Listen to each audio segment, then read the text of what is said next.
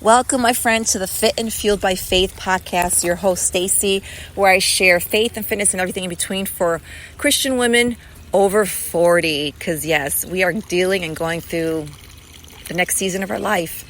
If you haven't or are experiencing, you understand what I'm talking about.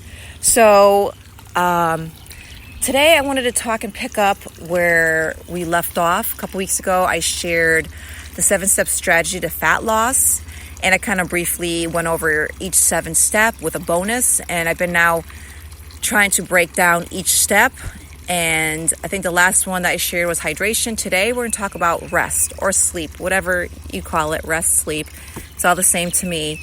And the benefits to getting a good night rest. And yeah, so I know I talked about this an evening routine and stuff and to help you have a better sleep. But I'm going to break down 7 keys or 7 tips, however you want to call it, points that will help you to really benefit from sleep and help you with weight loss, right? Because we added this to the 7-step strategy for fat loss, and that how sleep, how vital important that is for weight loss.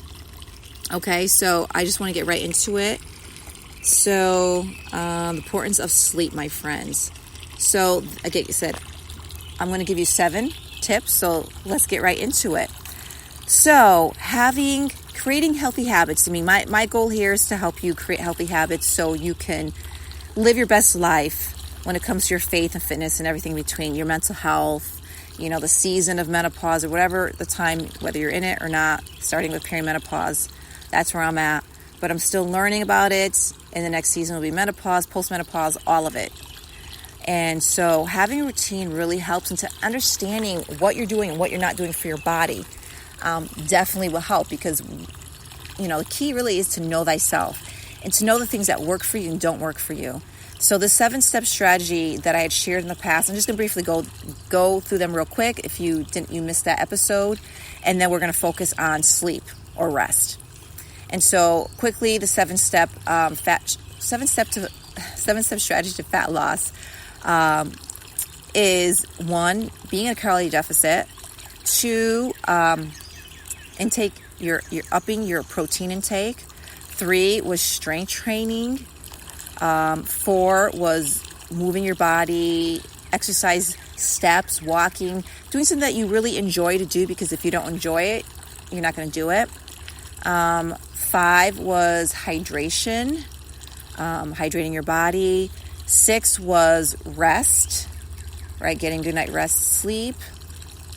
And 7 was, why am I drawing a blank?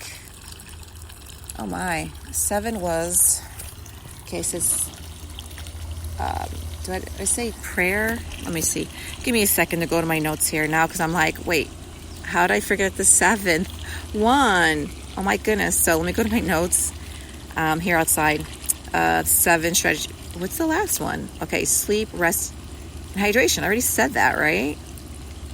Oh, stress less.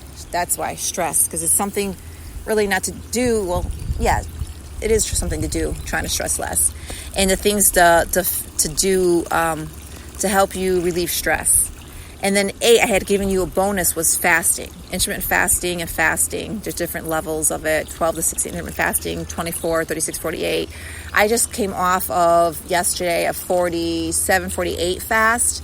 And let me tell you, I dropped 4 pounds. And not to say this will work for you, because there's times where I've done this and I'm like, lost 1 pound. So again, listen to that episode. But I had recommend reading a book called Fast Like a Girl, where it really breaks down the intermittent fasting, the hours, the 24-hour, the benefits of 24-hour, 36, 40, and 72, and so on, benefits. And, of course, the right time to fast. So I think I was fasting at the right time during my cycle, even though my cycle's just been whacked because, like I said earlier, going through perimenopause. So, yeah. So, but I lost 4 pounds in the 2 days. And I also did fasting without drinking water, so no water or food for like 48 hours. And I felt pretty good. I could have kept fasting, my goodness. So there's a time to fast or not. So that was my bonus. So to get back to our topic today we're going to dive deep into sleep and rest and having a good night's sleep and the benefits to having a good night's sleep. So let me go back to my other notes.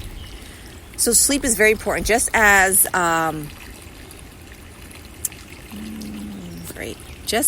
where am I? Here we go. Just as nutrition and exercise, are very important, but sleep, without sleep, like you're gonna die. Like I listened to a mentor years ago she's an exercise expertise, fitness guru, you name it. And, she thought she was doing all the right things, eating the right foods, exercise, doing all this stuff. But what she did lack was sleep. Like, she was that type of person, like, I'll sleep when I'm dead. She would only get maybe 5 hours of sleep. And then she did, like, a brain study or a scan on her brain. And it showed that she actually told us that the doctor actually said, do you, like, smoke or drink or do drugs? She's like, no. Because they said her brain looked like someone who was, like, a drug addict. And she was just like, what? So from there on, she went to go try to figure out how to repair this, fix this and stuff. And what it was lack of sleep. So lack of sleep can cause you to, like, have a brain of a freaking crack addict. Do you want that? No. Okay. So with that said, let's get back to sleep and some tips here to help you create. And of course, first thing, let's start with a schedule, right? Because I think not having a schedule, a sleep time schedule, throws people off. I think some people go through work. If you work like the rest of the world, a Monday through Friday job, 9 to 5, you might tend to like, hey, I'm going to go to bed early because I have to wake up early for work. But the weekend, you're going to let go. I'm going to stay up and do whatever, sleep in. And then you have to start all over again Sunday night to Monday. And that might throw you off the first day or two. So my thing is to try to wake up the same time and go to bed the same time, even on the weekends, because that will help to regulate your body's natural sleep cycle. Again, our bodies love patterns.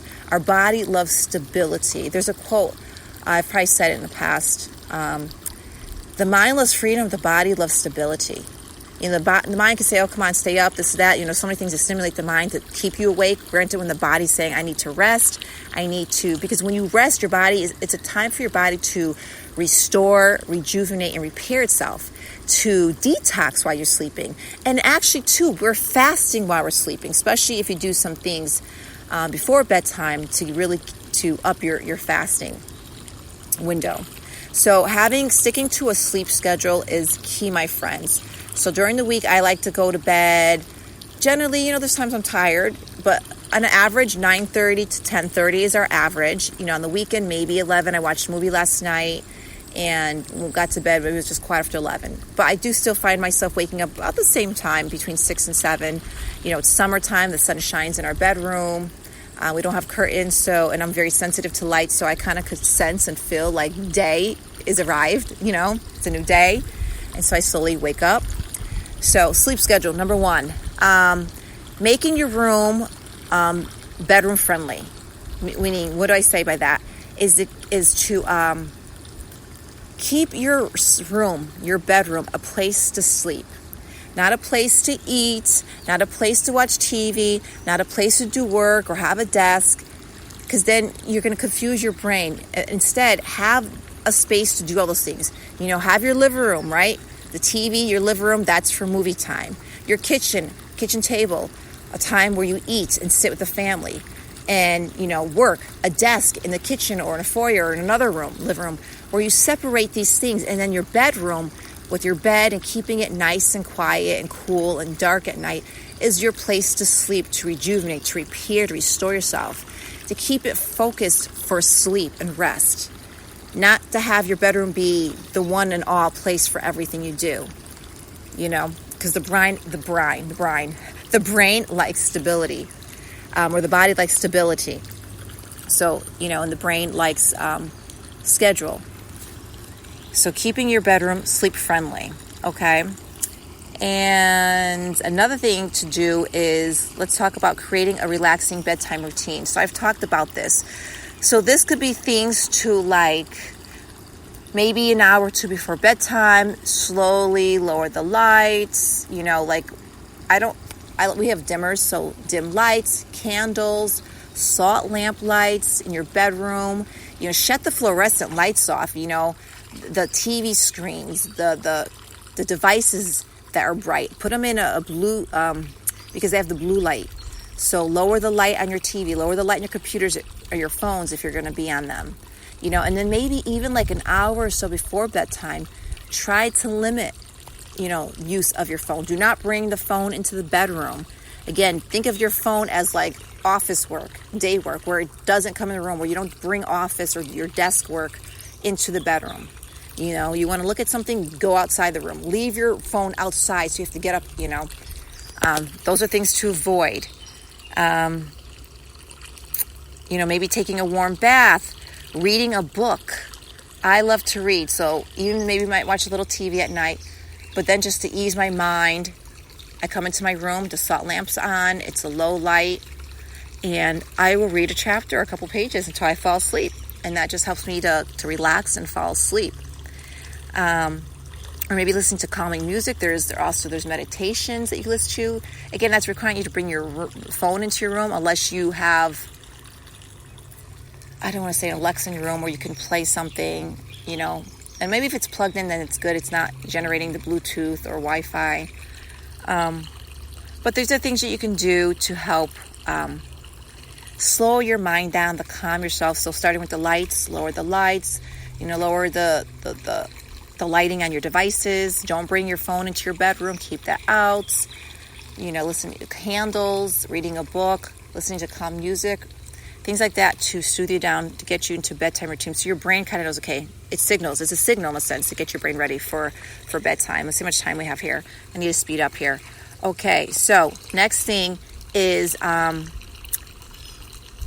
creating a bedtime routine, sticking to a sleep schedule, making your room sleep friendly. Maybe limiting caffeine and alcohol a couple hours before you go to bed so that doesn't keep you awake at night and up and disrupts your sleep. Okay, so limit caffeine and alcohol at least 2 to 3, I would say 3 hours before bedtime. And the same thing with food and your dinner.